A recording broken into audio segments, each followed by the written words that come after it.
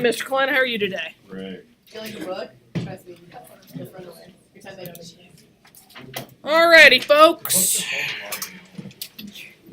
If you read them, it only took me 3/4 the year to. Alright, we gotta finish this stuff today. The recording's going for Fira and Andrew. One more test to be made up. It'll be made up tomorrow. And then you'll get your test back. Remember, tomorrow is a double day. We've got current events and chapter 26. So I'll be meeting you at the door like I do on those double days. It'll be all right. There hasn't been a whole lot in current events this week. No idea. All right, we finished yesterday with the definition of public or private saving up on the board again. And the question, the implication for the financial sector is, what does it do with that savings? So households with their savings, we had talked about corporate bonds. We talked about the difference in bonds and bond ratings. And equities, what's the other, what equity is a fancy word for? Stock. Good, okay.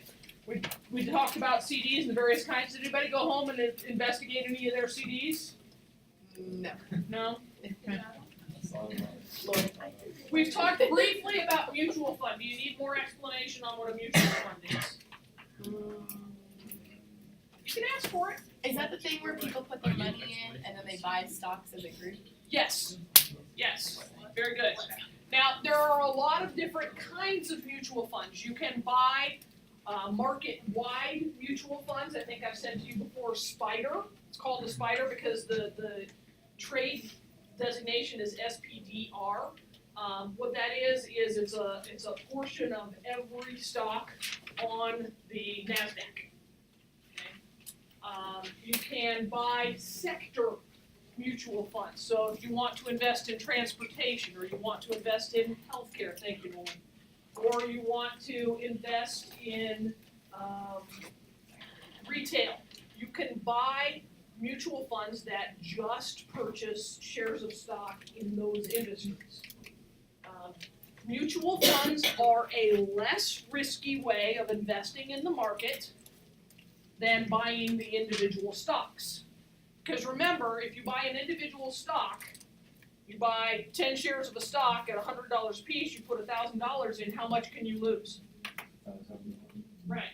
You buy a mutual fund, and one of those companies held by the mutual fund goes bankrupt, you're not losing your entire investment. Make sense? So you like are just Why doesn't everyone do mutual funds? instead of stock? Because just like the risk is mitigated, so is the profit potential. If you buy those 10 shares of that one stock, your profit potential is unlimited. Theoretically, it's unlimited in a mutual fund as well, but the likelihood of all of the businesses being held by that mutual fund going up at the same time is much, much lower. Okay, mutual funds are a risk mitigating way to get into the market. Lots and lots of people tend to hold mutual funds in retirement accounts. They can be a good source of regular kind of steady growth. Okay. Any other questions about mutual funds? All right. Or you can let your savings just sit there in your checking or savings account. Remember, savings account going to give you lowest return. Checking account, most of them, especially if you're in a free checking account, they're not going to pay you interest. So your money is doing no work for you, right? So what's the special kind of checking account with limited access that we talked about? No, it's the money market. Money market account, very good. But remember, a money market account is going to have a minimum balance requirement. It's going to limit your ability to debit from that account, but it's going to pay you some interest in an account that you can write an occasional check on. So when would you create a money market account? You would open a money market account when you've got some money in kind of long-term savings that you don't need to hit all the time. You're not going to buy groceries out of your money market account. You're going to use a money market account to pay your child's private school tuition. You're going to use it to, save for a car. You're going to use it for that home maintenance account that we talked about that you're going to set up someday when you buy a house. right? You're only gonna need to write a check out of that occasionally to replace your roof or the water heater or whatever. Okay? Andrew, did you have a question? I answered it. It was about like, what, so if you had one of those, you use that for like road, you can only go like 3 times a month for that? Right. And you would, and then if your water heater went out, right, well, not necessarily, but there's a penalty. They'll let you take out more than 3 times a month, but they're gonna hurt you for it. Because remember, they're counting on that money. What's a CD? Certificate of deposit? Were you here yesterday? Yeah. This is the one where you lock your money away for a variable term, it's 3 months, 6 months, a year, and then you can choose to let it roll over.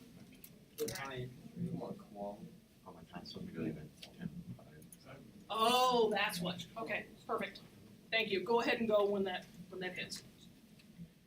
Okay, so, remember, the economic definition of investment is different than you use in your everyday life. You're probably still gonna say, I'm investing in the stock market, when you talk about your life with your friends.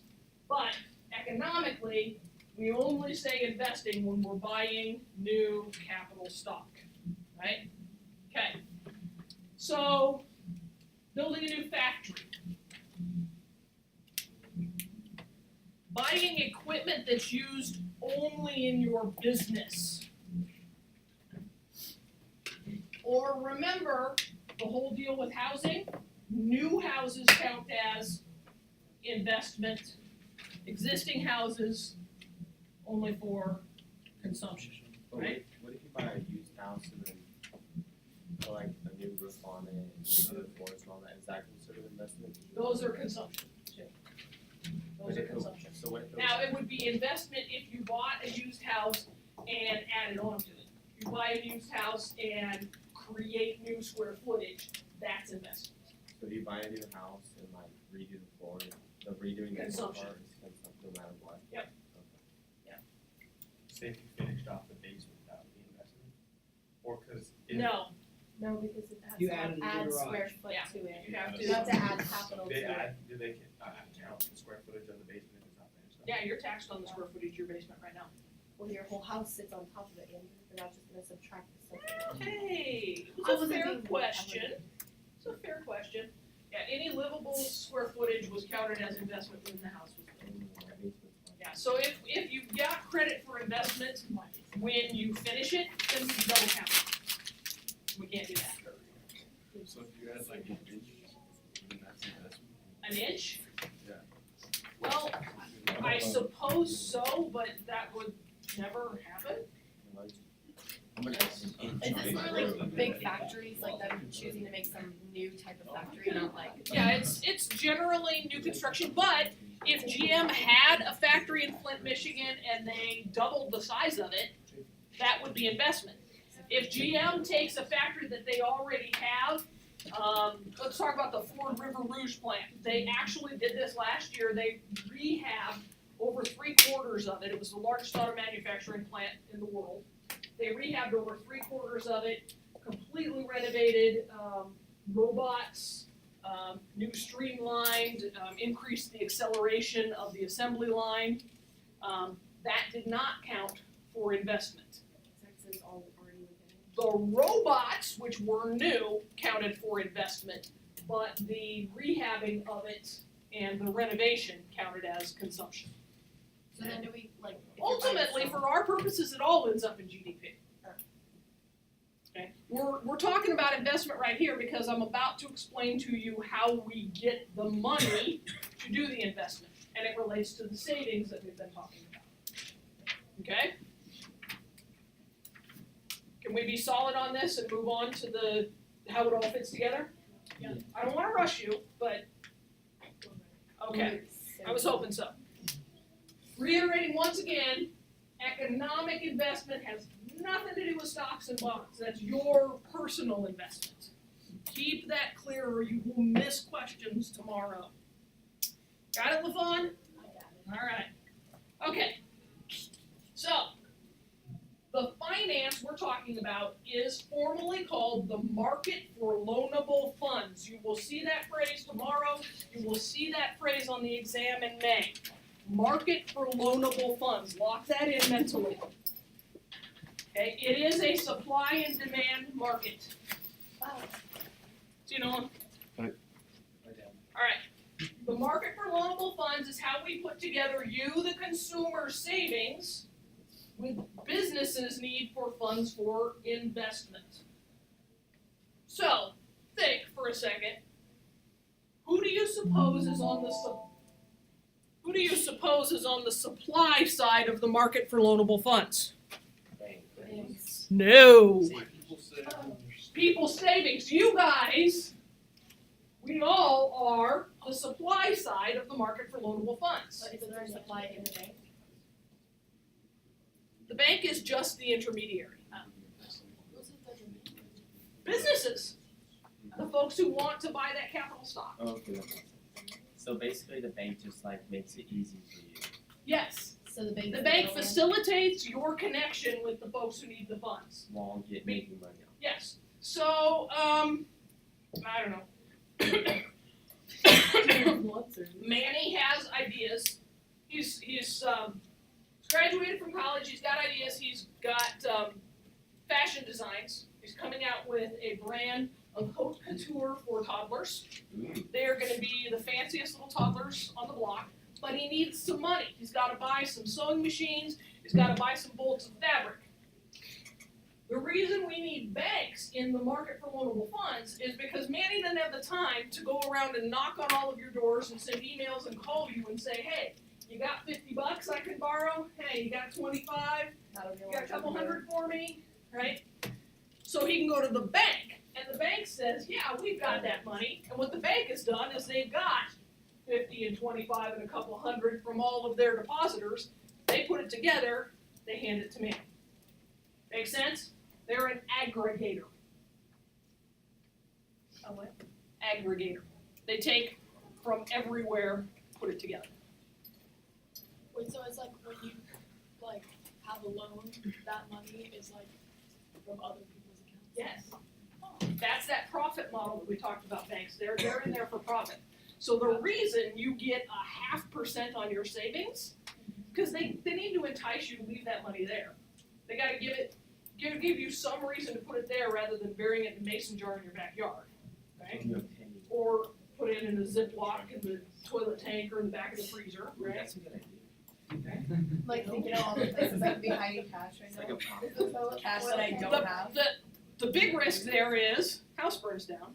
Or Oh yeah, that But would be it's bad. a water chest in your back. or like Take Andrew's $5. Somebody steals your Put the toilet cord down in there. like seven So days. unlikely. That's a crappy situation. does anyone remember when Andrew's there was a probably toilet don't in high school? ever. Sewer Okay. system. Alright, Glad I we get back on track. anyway.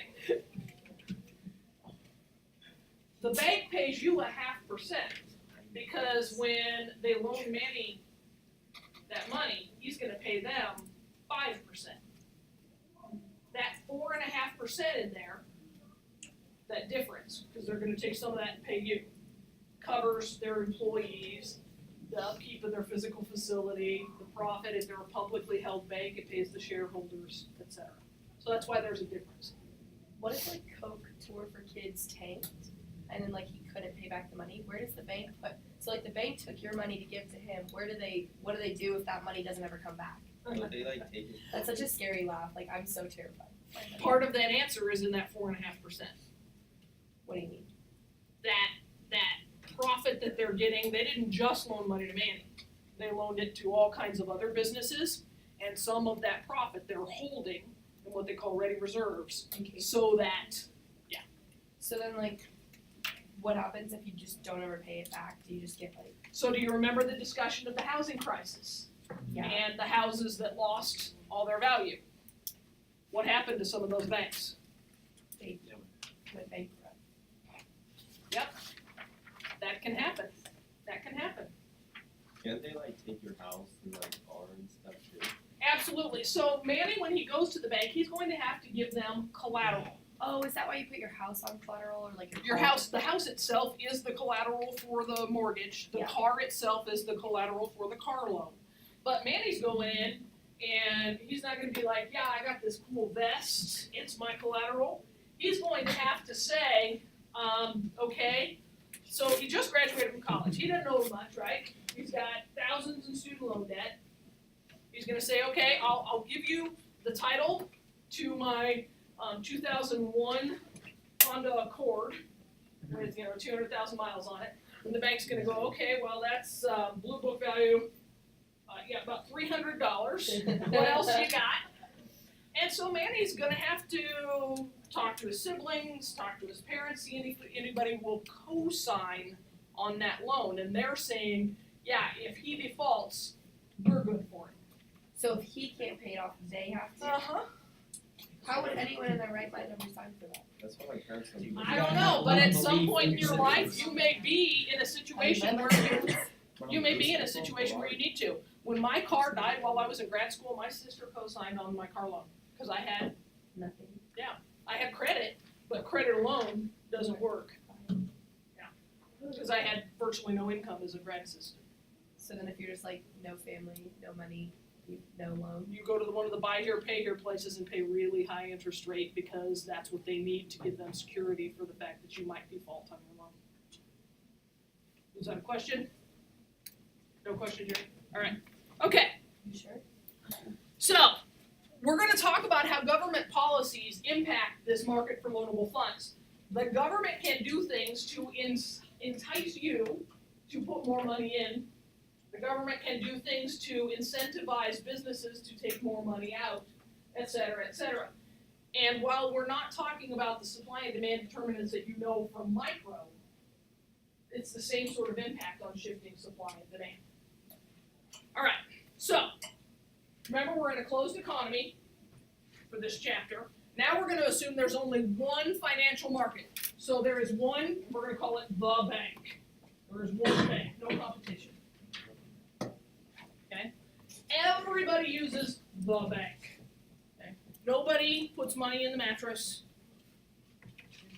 All borrowers also use the bank. One interest rate. So there's no difference between saving and lending, or saving and borrowing, okay? One interest rate. And this is just to help you keep sane while you learn the fundamentals of this. That in reality is wildly different, and when we get multiple banks, those interest rates can be pretty variable as well. Okay, so remember our leakage from the circular flow. Circular flow leaks to two places. It leaks to savings and Uncle Sam. Okay, savings and taxation are our two sources of leakage. Kavanaugh, what are you doing? I'm texting in class. I know you're excited about the market for loanable funds, but your friends can wait to hear about it for later. All right. If we have public savings, that increases the money that's in the market for loanable funds. If we have deficits, government budget deficits, that's sucking money out of the market for loanable funds. Remember, when we talked about budget deficits, I said you're going to find out how bad they are. This is where they're bad. It removes money from the available pool of investment cash. All right. Supply curve. Does this look familiar? No, it's been months. Oh, All right. Oh God. my girlfriend went You can abbreviate interest rate on the y-axis. You can put IR, capital I, capital R, up there. IR. Over here, always loanable funds. You can abbreviate it LF.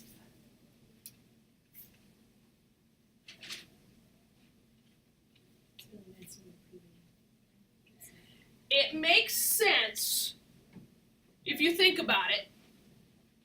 You are the depositor, you are producing this supply. If they're going to give you a higher interest rate, you're more likely to put money in the bank, right? You're going to make more money on it. So as the interest rate goes up, the quantity of loanable funds increases as well. We solid on that?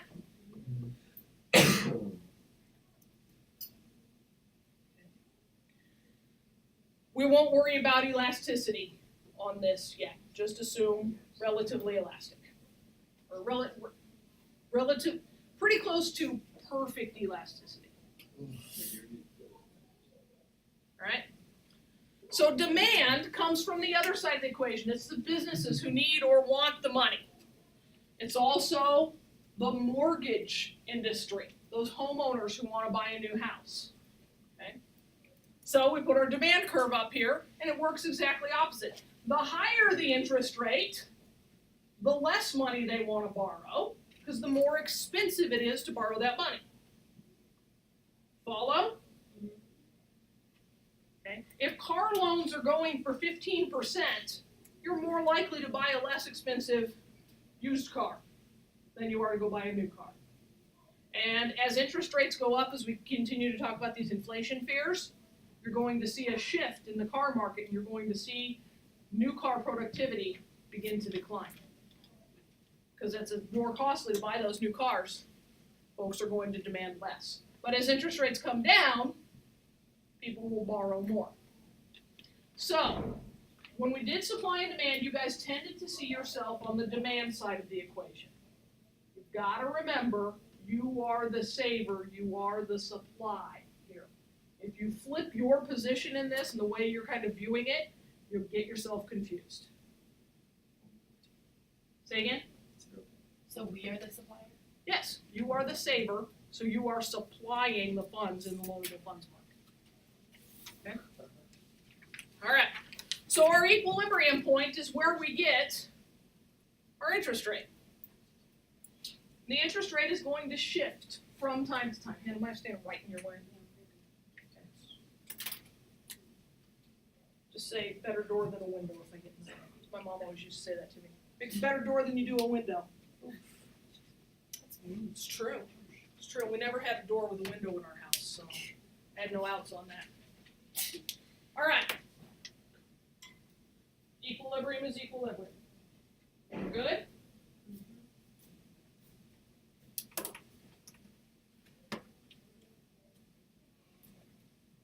Okay.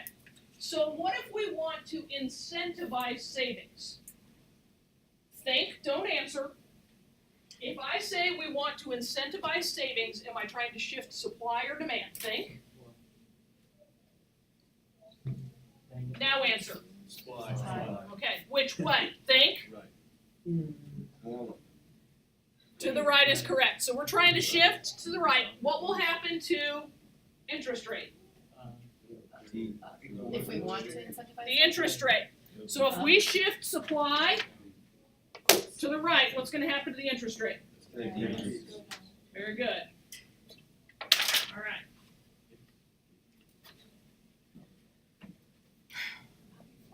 Same, especially when the little arrow points that way. All right. So tax incentives for saving. The government can offer you all kinds of incentives or disincentives, right?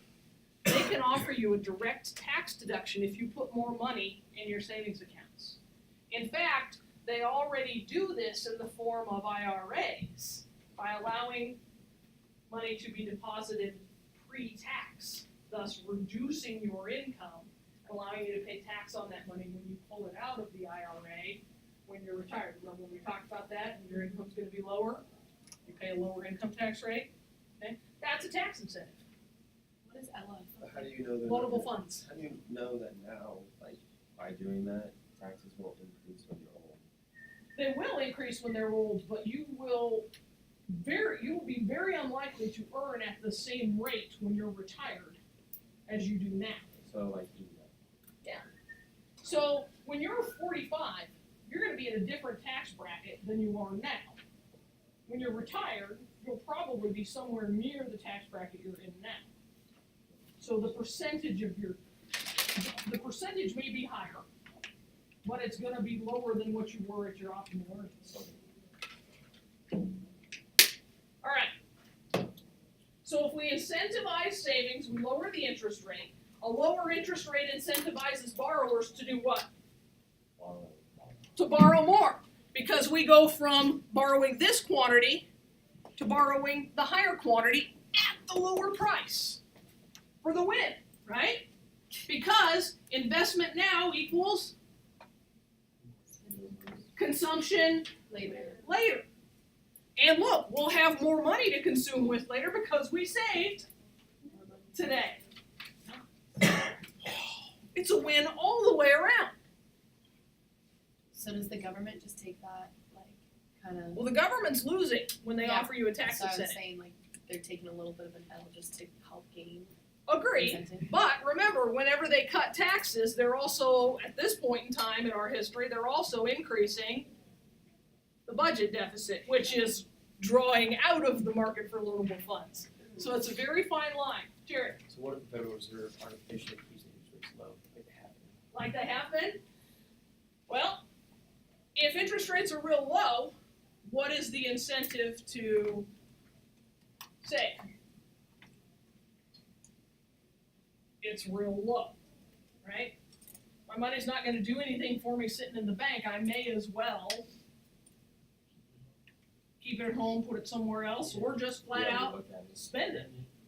Tell me that. What? No. Count every, okay, Uncle Scrooge. What was that movie of the dude that helped Pablo Escobar on his plane? Like, Oh, I don't know. anyway, there was this movie about him and he used to count his money. That's all he did. Alright, He would count his money over and over. so now, on the other side of this, investment incentives, we're gonna look at the demand side of this. How do we incentivize businesses to invest? We offer them a tax credit for borrowing. See, because look at what happens here. When we increase demand, when we get them to borrow more, what happens to the interest rate?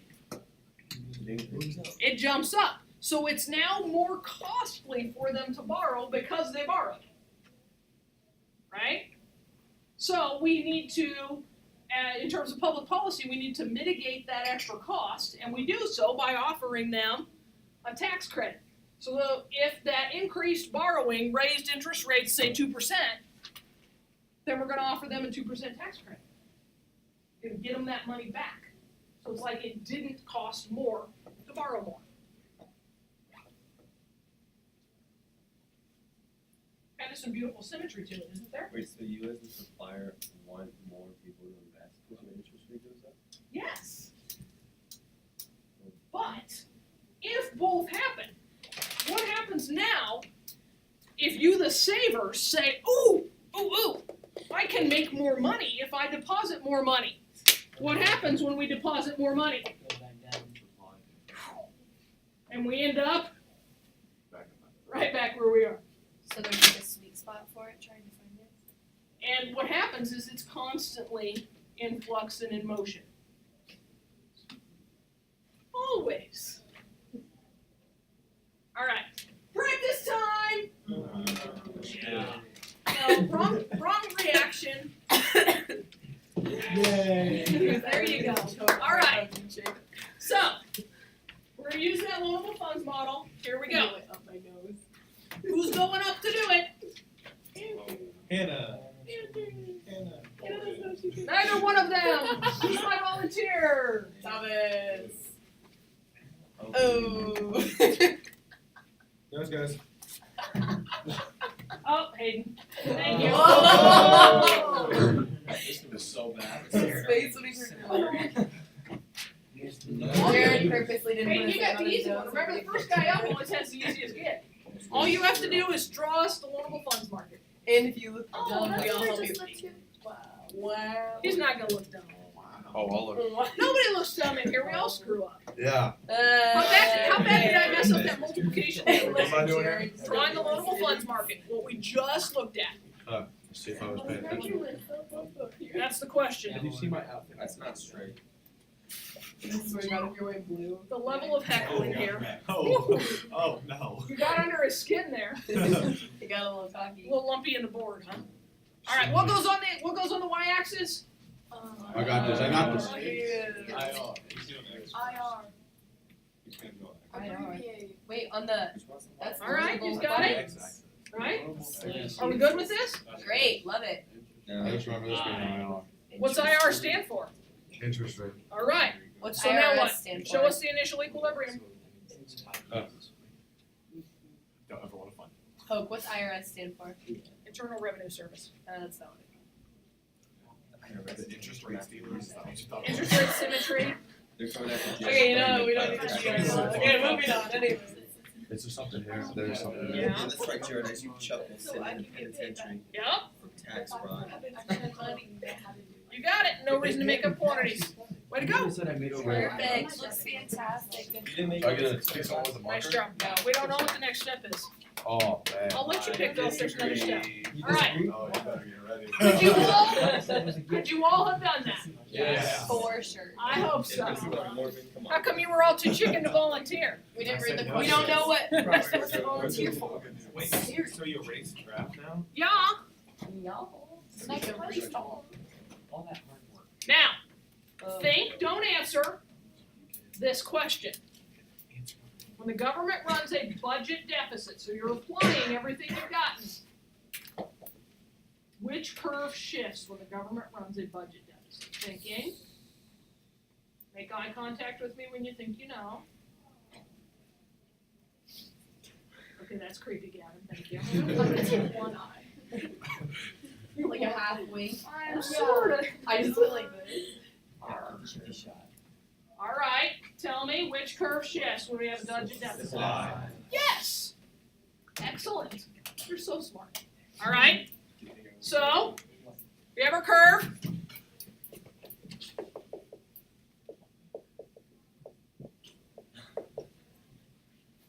Wait, what? Who's the victim? Hayden? I have a question. Cool. Wait, why is it To do this. supply if the government is the? Because public saving is part of the supply. And when we have a deficit, public saving Oh, everyone can. decreases, yes. Because if the government has to borrow money from the loanable funds market, they're sucking out. Excellent.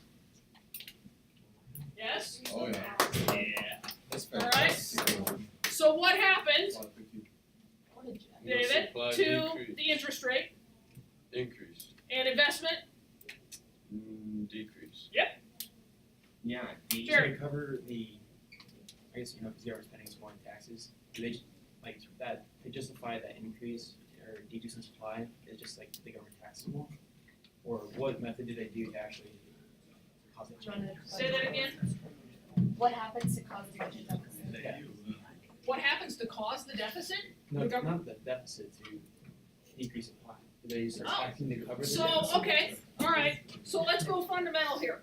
The government is bringing in, let's go nice round numbers. The government's bringing in $1,000 and they're spending 2,000. Okay? Credit card. Where, how do they get that extra 1,000 to spend beyond what they brought in tax revenue? They're also going to the market for loanable funds. Yeah. And they get first drink at the well. And so the bigger the budget deficit, the larger, So it's like government bonds, essentially, is what's causing that? The larger the what? the larger the shift. And they just take the money and do nothing with it, they don't invest in like.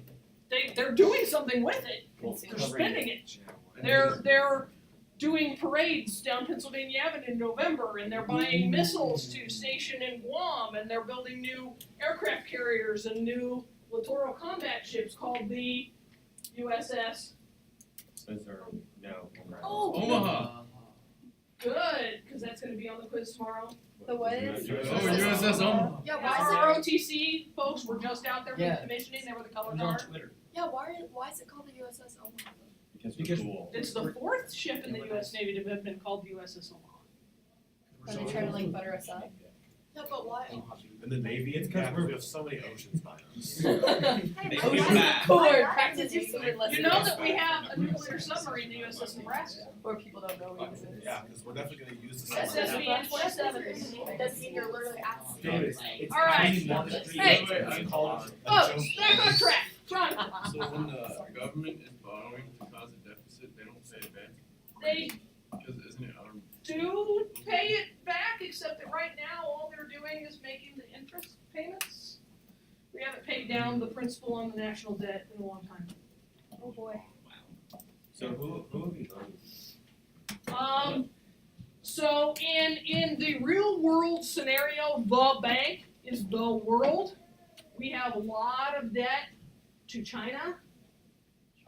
We have some debt to the Saudis. We have debt all over the world. We owe the world. Great, love it. So what happens when they come looking for their money? They won't come in. That's a very good question. As long as we're making the interest payments, they're not knocking. Is that just paying literally what?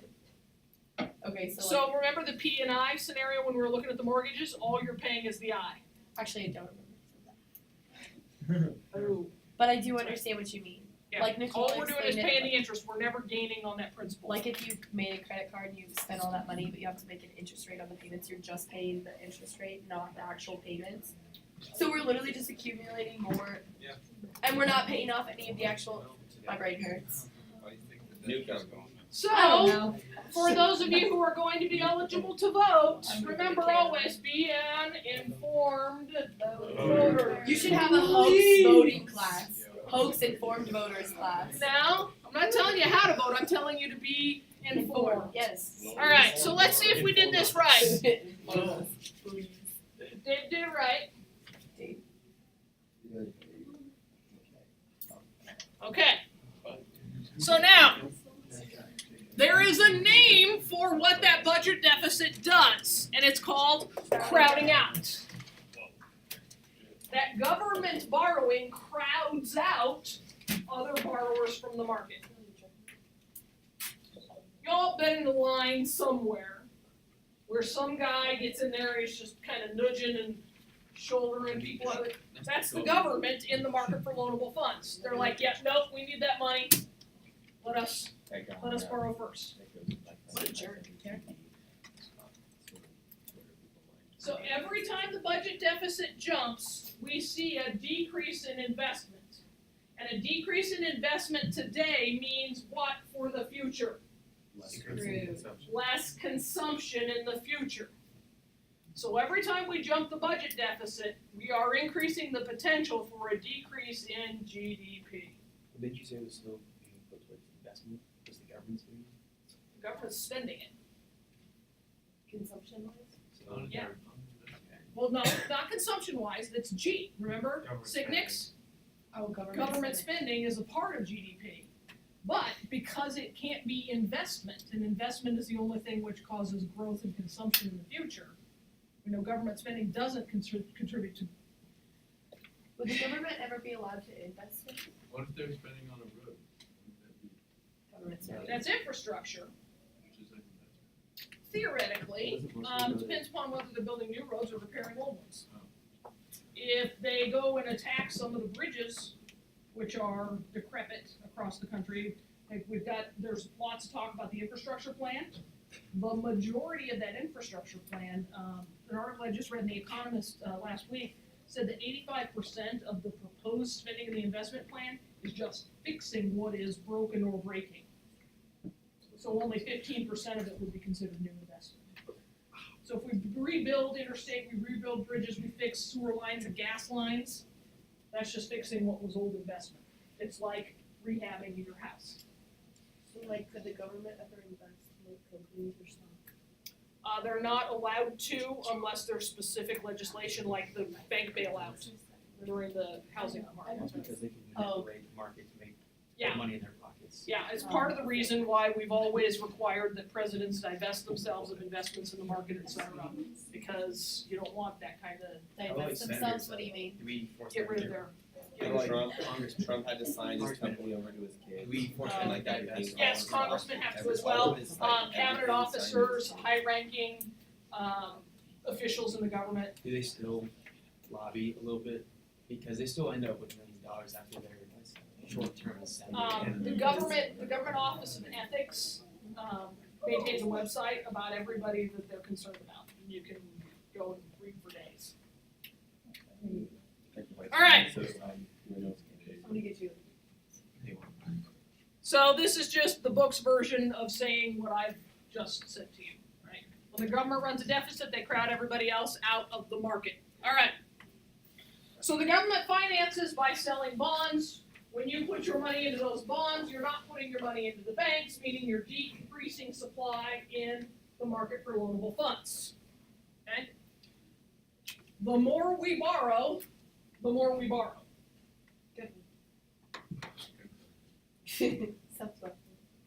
It's true. It's just as bad a situation for the government as it is for you. as an individual borrower. The more credit debt you get into, the harder it is to get out of it. And all it takes is one bad thing to make it worse. One 9/11, one Hurricane Harvey, one Hurricane Maria, one foreign war, or two, or 3. or Just more. wait. For a 6-year one. Okay? Usually, our debt declined during peacetime and went up during wartime. The Reagan presidency marked the first change from that 200-year historic pattern because President Reagan's strategy to collapse the Soviet Union was to outspend them, to bankrupt them, and force them to their knees. And it worked. It worked.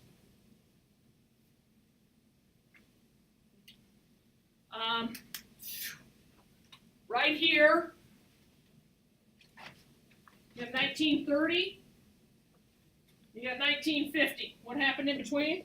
1, 2. The Depression to 40, and then World War II. Okay, so here you have the alphabet programs of FDR, and here you've got World War II. Bam, down here, here's 1970. So even during Korea and Vietnam, we're coming down. Cold War. And here you've got about 2001, I'm sorry, here's 90. So here's the first part of Clinton's presidency. Makes so much sense. The second part, here you've got Bush. Here's 9/11, and then here's the war on terrorism.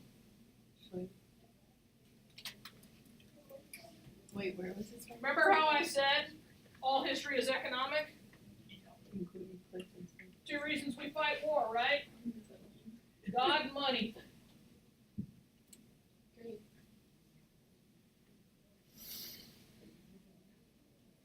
As a percentage of our GDP. So our deficit is now more than half of our GDP. And it's worse now, it's closer to 68%.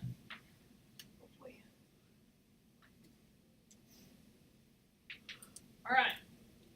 So finance is supply and demand. It's no different than anything else. Consumers are the suppliers, businesses are the demanders. Government, when it runs a deficit, is a demander, resulting in, what's the 2 words? Crowding out.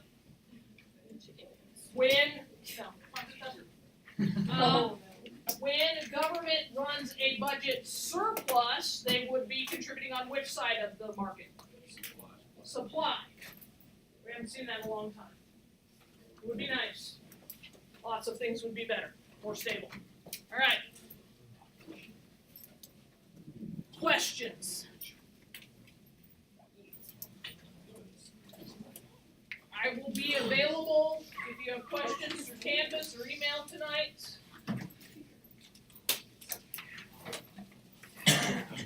Yeah, still here. It's not there. We're good? Alright. Hey, for current events tomorrow. Taiwan. There you go. Nancy Pelosi yesterday, Give the longest speech on record. 8 hours, 7 minutes. What? Who is Nancy Pelosi? Republican leader, Democratic leader in the House. Longest speech ever in the House. I bet that was fun for everybody else. We talked about some other stuff that'll end up on that current events Probably just a quiz. filibuster is probably okay. Don't wait until tomorrow morning to study for it. Very well. Dreamer. Look at Dreamer. Now, Mark, you can tell your friends all about the multiple funds. Mark, don't even think about congregating near the door. I wish you would have been like, I used my mom. Crowding out. This, Yes, sir. do you have a copy of that test? Yes, I Yeah, actually do. and then copy it and send it to all of us. Kalena, where are you putting it? Yeah, Kalena, take the test, see how good you do, and then we'll scale it based off Glenna's grade. Yeah, we'll see Got this all figured out. what your average is. They run a racket. I did a little write up in town there. Good stuff. Great stuff, great stuff. What they changed. Gauge, I like the gauge, I like the openness. Brain breaks. Take a minute or two. All right, get up, move around a little bit. You know, they're all traveling. They're like, You take some time pressure yesterday. Yeah, but they made him question about Like the old guy. we usually. Yeah. Thank you. Appreciate it. Whoa. Bye, Kalina.